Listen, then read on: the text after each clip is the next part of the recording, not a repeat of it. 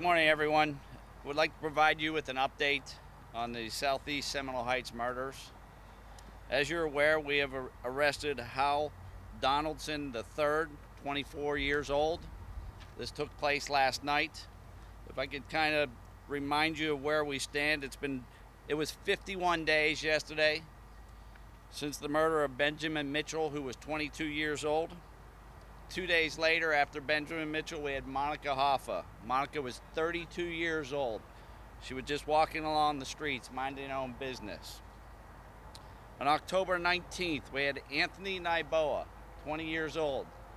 Anthony, unfortunately, caught the wrong bus and was just walking to catch another bus and was gunned down on the sidewalk.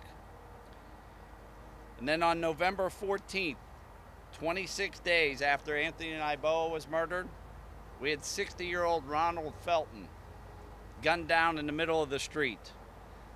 All four murders were ruthlessly committed. All four murders were related. There was no apparent motive.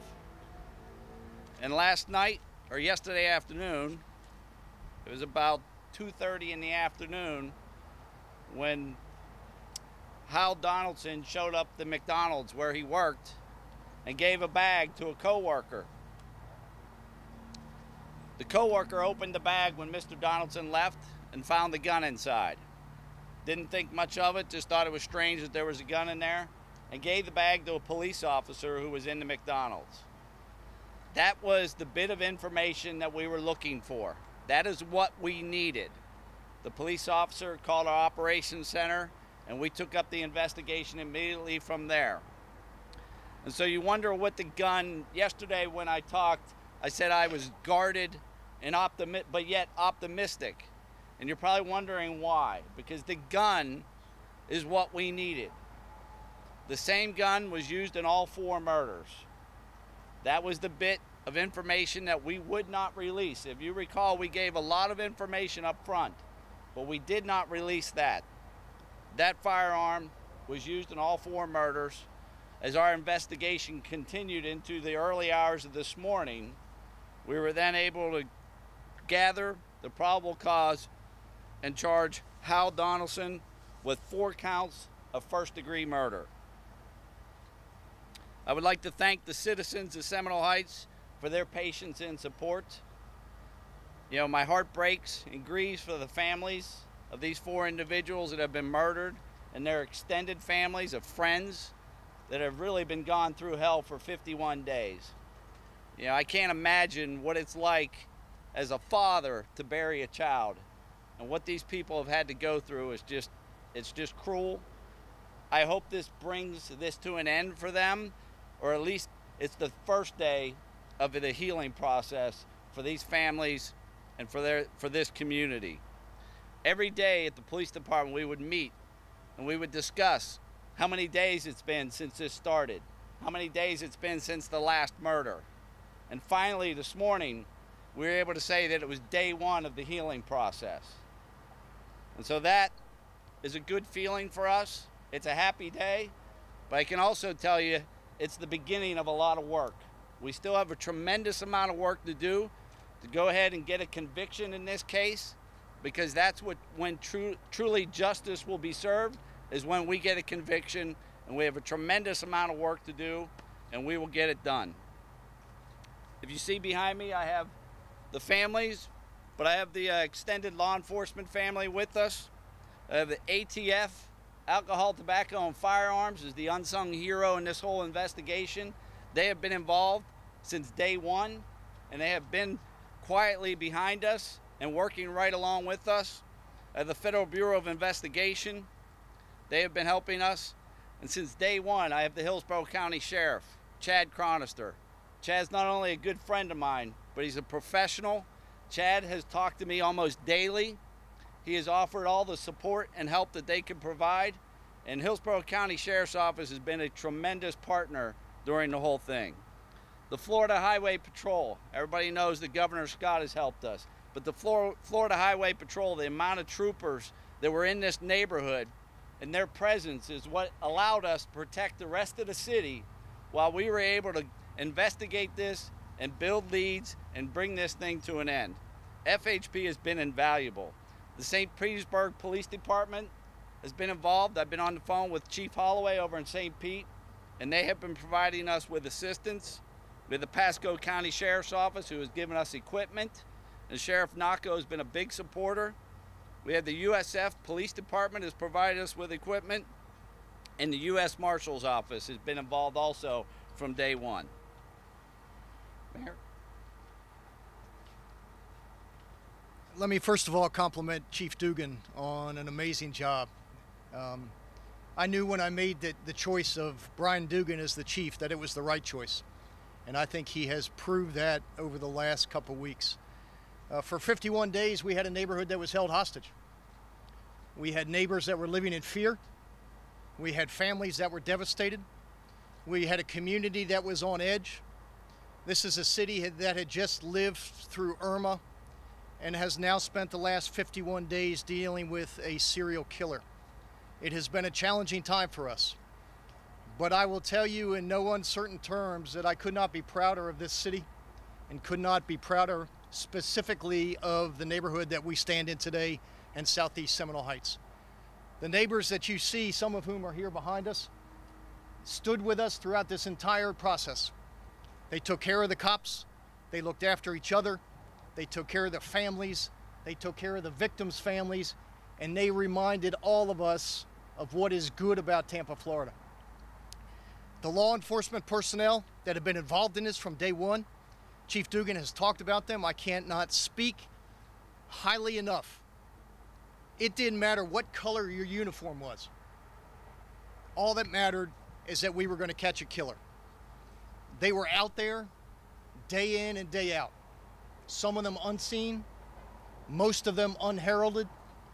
But I can tell you, because I was there every day, that the men and women of law enforcement did their jobs, and this community should be very, very proud of them. Today, the light shines. The darkness is over. This community begins the healing process. This has been a chapter that we hope to never live through, but it's a chapter that told volumes about who we are and what an amazing place this is. These families will never be the same. But we never left them. We told them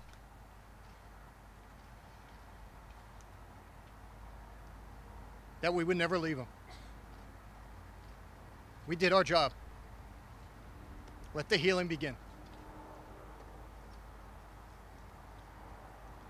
Do you have any questions?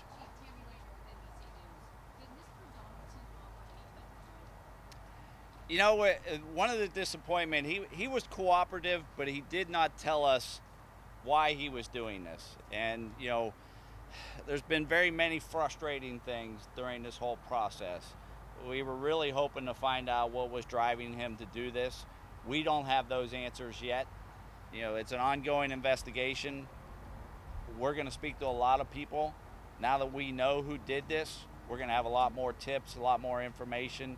The work really is beginning now, but to answer your question flat out, no, he did not tell us why he was doing this. He admitted that he owned the gun. Chief, can you talk to us about, did he have a connection to that neighborhood, or why did he have targeted someone? You know, we have not been able to find a connection to his connection to the neighborhood yet. You know, I always felt that whoever was doing it was very familiar with the neighborhood. We could not say that they absolutely lived there, but they certainly were familiar with the neighborhood. We have not been able to determine why he picked Southeast Seminole Heights. You know, we're not sure if he had a friend there that he was staying with. There's a lot of unanswered questions that we don't have the answers to. Chief, could you tell us, give us a sense of his mental state? He seemed fine to me, which is a strange answer for me to give, because why is he out murdering people? He seemed exactly like he knew exactly what he was doing and what was going on. He was very much aware of where he was and what he was doing. Was he turning himself in when he gave up the gun, or Repeat the any sense questions, of 'cause we why have he the just national went to the McDonald's and just did that? Okay, I think your question was he turning himself in? Yeah. No, he was not turning himself in. The person who called us, I cannot thank them enough for standing up and doing the right thing and say, this doesn't seem right. Why does this person have a gun in a bag? Will that person be eligible for the reward? We are going to sift through all of everything and see what rewards will be appropriate. Chief, when you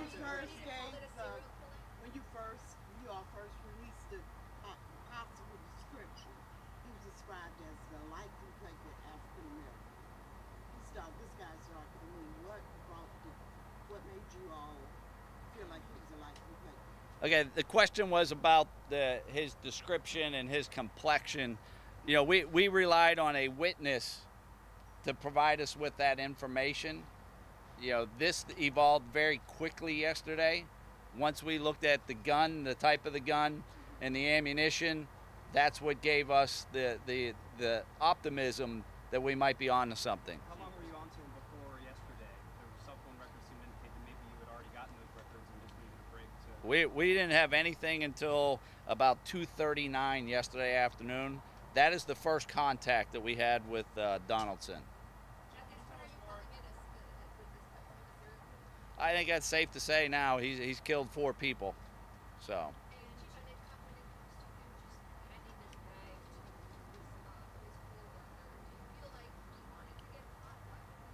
No, I don't think he wanted. You know, the question is whether he wanted to get caught when he handed the bag to a coworker. You know, I don't think he wanted to get caught. He gave it to her for safekeeping. Was going to go out and came back. When he came back is when we came in contact with him and started talking to him. What was his relationship with that manager? Why did he feel so comfortable to give that? I don't have the answer why he specifically gave her the bag. You know, maybe he just trusted her and thought she wouldn't look in there. Did Donaldson's family know anything? I don't know. I don't have the answer whether Donaldson's family knew. Yeah, say anything at all. Say anything at all about anything that The question was whether he said anything. We spoke to him for several hours. You know, it was a very long process, and then when we actually interviewed him, it was a very short interview. You know, he was friendly and nice to the cops, but he didn't give us anything. He didn't tell us why he was doing it or anything like that. No, he didn't. I'm sorry, what was the first part? The question is about he admitted that he owned the gun, but he did not admit to the murders. Chief, what was it like for you the moment you realized you got him? You know, I've gone on very few hours of sleep, and I had spoke to an investigator the night before, and so my mind was spinning. So I probably got about 2 hours of sleep. I don't even know what day it is. What day is it? It's Wednesday. Don't ask So me. I think it was Monday night. So I was really just kind of numb. You know, we've had tips before. You know, this morning I think is when it hit me, like we actually got this guy. So it's, you know, a feeling of relief. But, you know, it was a heavy burden to start off as the chief of police and to have 4 unsolved homicides, you know, on your watch. That's a tough pill to swallow. That is something that I will carry for the rest of my life. Chief, did you gather any more evidence that might help you in your case from the authorized search warrants of the 2 residences in the car? Yeah, we're gonna to continue to go through that. We have to go through all kinds of, you know, have to go through the car, look at what we found, and go from there. You know, I think which the interesting part is we still have some lab work to go through. But if you recall the first video in the hoodie, we did recover a hoodie and we recovered a jacket. I can't say specifically that that's it. We still have some testing to do, but it's encouraging. I assure you, this is the man who did this. Chief, what's the process in figuring out how to split up this reward money if she didn't No, we'll work through that. I'm confident. I know we have members of the community who has helped us. You know, and that's the other thing. We've had other private donations that have helped purchase equipment, and we're going to be releasing all of that information, who has been involved in helping us behind the scenes, and not just the reward money. You know, I cannot thank the people of Seminole Heights and the way they have rallied behind us, and a mayor who could have easily have said, "You're the interim chief," and left me hanging. Could have easily have done that. And there aren't many politicians that have the guts to stand up and be right there with us. And that's what people need to understand. And, you know, I will be eternally grateful for the people who rallied behind us and who had our back. It's times like this that can easily divide a city, can easily divide a police department, and no one allowed that to happen. We stuck together 51 days before we were able to bring this to an end. That was a long time. And I tell you, the police officers that have worked tirelessly and their families who have supported them, I cannot say enough about them. Chief, Early in the morning, late night or early in the morning, is there any connection to, was he doing these before he was going to work at McDonald's or after he was getting off work at McDonald's? Have you compared the dates to his work schedule? We will be going through all that. You know, it's still early in the investigation. I don't have that answer, but those are the things that we're going to be looking at. Chief, Any in the car? The hoodie and the jacket, were those the items found in the trunk of the car? They were in the car. I don't know exactly where they were found in the car. They were in the car. We still aren't sure if that's exactly it, but, you know, if it walks like a duck. Chief, understanding that this is the first time you've had to deal with a serial killing, what's the takeaway from this for the police department? What did you learn as far as policing and dealing with this kind of situation? Well, you know, I had told the cops from the beginning that we are a department that always rises to the occasion. You know, we have, whether it's special events, whether it's hurricanes, we have some damn good cops. And I think it's interesting that I stand here and I get the credit because I had the title, but they did all the work. And they're the ones that I'm thankful for, and I'm thankful for their families, because we have an excellent police department. Look at the support from the other agencies that are back here. Nobody left me hanging. You know, we owned it from day one, but the phone calls from other Bay Area law enforcement agencies. And so my takeaway from this is that, you know, I'm never shocked at how good our cops respond when their back's against the wall. And I think the mayor, you would agree with that. Chief, can you change about how you were able to ping the suspect's cell phone to the locations that found all you've been tracking cell phones prior? We've been looking at that. The cell phones is an interesting concept that everybody asks about. That is a very time-consuming process, and really, until you know who your bad guy is, so to speak, or who your person you're looking for, it's very difficult to start narrowing that down. So there's just, you know, numerous records that have to go through. But now that we know who it is, it'll be a little bit easier. Chief, any answers on how he disappeared into the night so quick? We are still, the question was how was he able to disappear? That is something we're still looking into.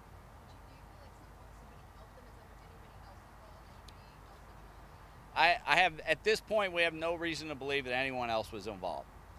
But like I said, it's a very ongoing, fluid investigation that we have a lot more questions that need to be answered. I'm sorry.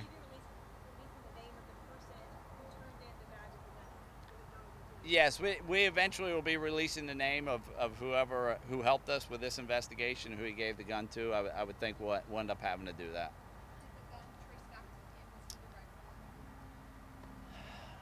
You know, I don't know if I don't have the answer on whether the gun was traced back to him. He admitted that he bought the gun. It was a legally purchased gun. Just 2 days before, is that right? It was a few days. I'm not sure the exact number, but it was a few days before Benjamin Mitchell was murdered. So you've investigated any other potential connections that the suspect might have to other unsolved crimes?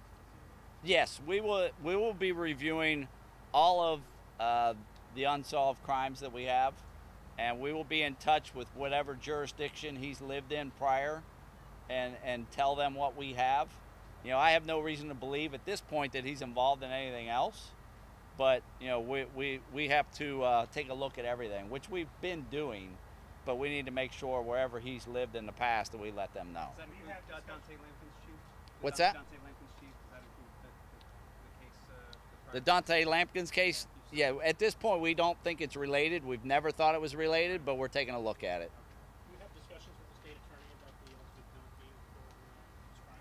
No, you know, I spoke to Andrew Warren when I was out there at the McDonald's yesterday afternoon. You know, at this point, it's about gathering evidence and getting a solid prosecution. We have not discussed what the penalty will be. You know, I think you have to take a look at your investigation, your gathering of the facts and everything before you can make a decision of what type of penalty you're going to seek.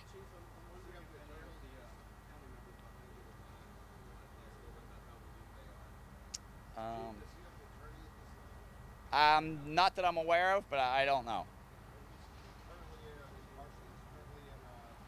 He's currently in the Hillsborough County Jail. I'm not aware whether he has got a assigned counsel yet.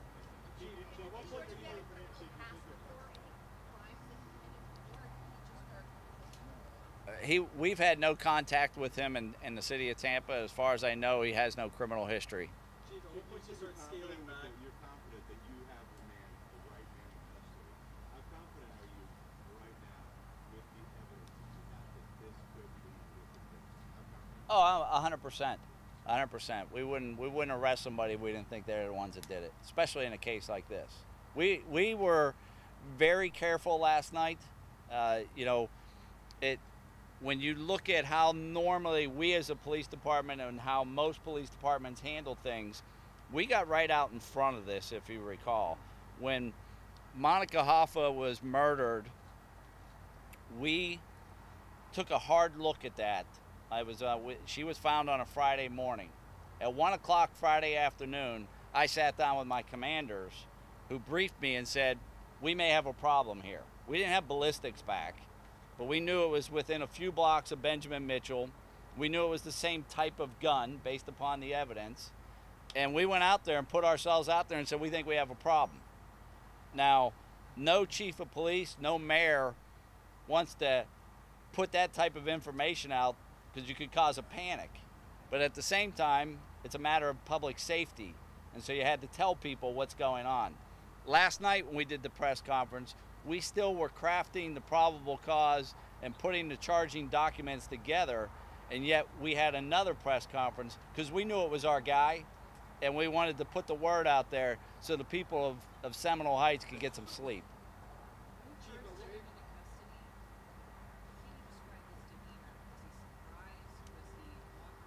He seemed pretty laid back, pretty relaxed.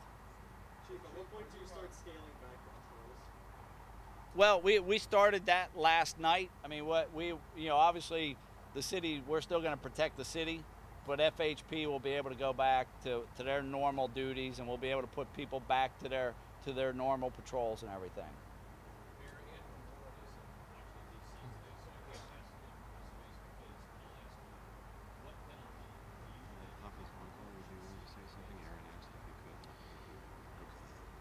The question was, Andrew Warren's not here, he's traveling. What penalty do I think this particular suspect should receive? I want the process to take its place, Jeff.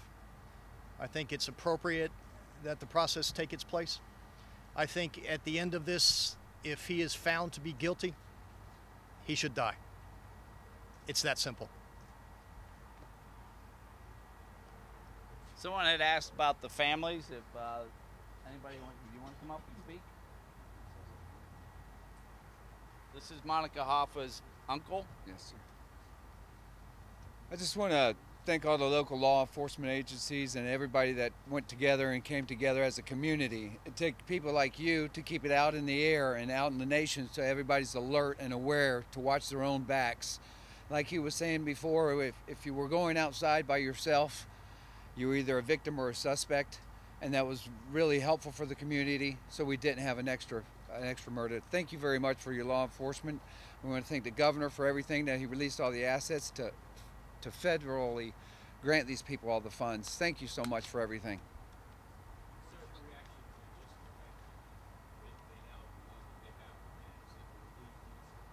Well, I'm sure we have a lot of people in this community that are able to sleep now, because I as well, I graduated from Hillsborough, but this is my community. I live in Tampa, been here for 50 years, and I want everybody to sleep well. And thanks to the mayor and the governor and the chief of police and all his support and his backing, we are able to do that again, and we can show the city that we are light.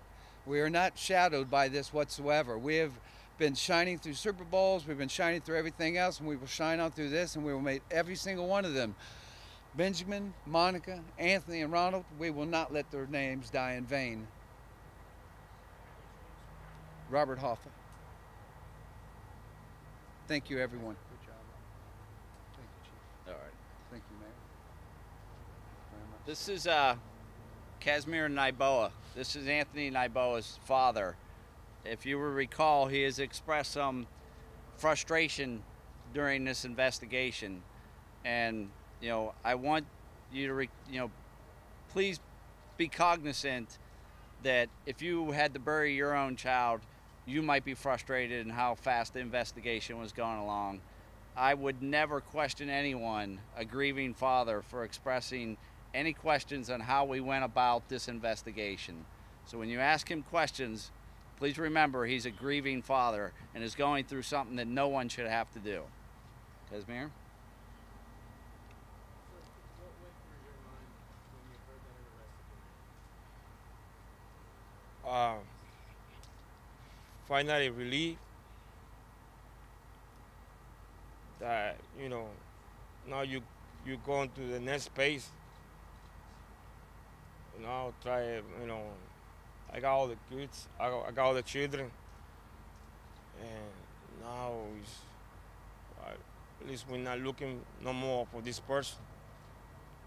I'm gonna give thanks to the all law enforcement, to Mayor Bockham, to Chief Dugan, for all the hardest work that was there day in, day out, and I saw them.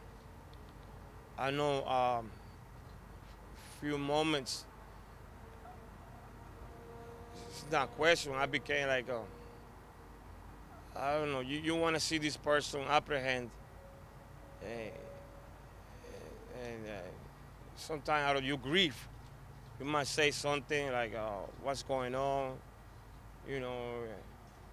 but they understand, Chief understands, but in the name of Nyboa's family, we thank everybody for their support, the community, everybody that they stood with us and feel the pain, not only my family of Monica, Benjamin, and Fulton. Thank you very much.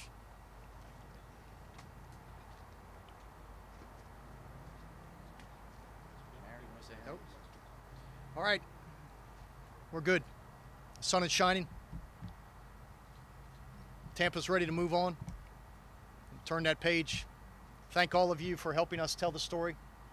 This is an amazing city, and our best chapter has yet to be written. But we take care of each other in this city. Thanks, everybody.